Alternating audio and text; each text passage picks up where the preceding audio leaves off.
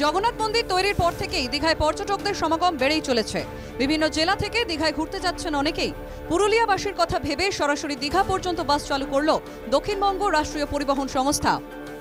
বাংলার মুখ্যমন্ত্রী ক্ষমতায় আসার পরেই প্রথম তিনি উপলব্ধি সেটা যাতে ঠিকঠাক মতো ইমপ্লিমেন্ট হয়। অন্যান্য উন্নয়ন তো সমানভাবে তারা অধিকার পাচ্ছে। প্রায় 90টি প্রকল্প বাংলার মানুষের সাথে সাথে জঙ্গলমহলের মানুষ পাচ্ছে। পরিবহনের ক্ষেত্রেও বিশেষ নজর দিলেন।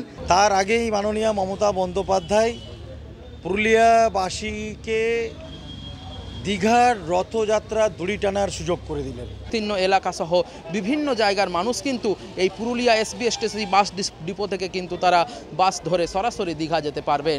ভাড়া মাত্র 245 টাকা। বুধবার থেকে মিলবে এই বাস পরিষেবা। টিকিটের দাম মাত্র 245 টাকা। প্রতিদিন সকাল 6টা 45 মিনিটে পুরুলিয়া থেকে ছাড়বে বাস, দীঘায় পৌঁছবে বিকেল 3টে। একইভাবে দীঘা থেকেও প্রতিদিন সকাল 6টা 45 মিনিটে ছাড়বে বাস এবং পুরুলিয়া পৌঁছবে বিকেল 3টে। এতদিন পুরুলিয়া শহর থেকে দীঘা যাওয়ার কোনো সরাসরি বাস বা ট্রেন ছিল না, ফলে ঘুরপথে যেতে হতো দীঘা। আর তাই নতুন বাস পরিষেবায় খুশি পুরুলিয়ার মানুষ। খুব খুশি, যেহেতু সরাসরি যেতে পারবে, ট্রেনেও যাওয়া যাবে, এটাতে কোনো অসুবিধা হবে না, তাড়াতাড়ি পৌঁছে যাব।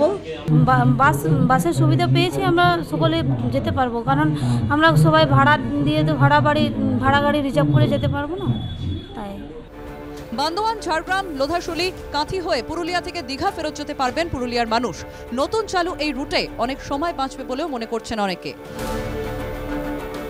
পুরুলিয়া থেকে দুর্বাদল চন্দ্রের রিপোর্ট, এনকেটিভি বাংলা।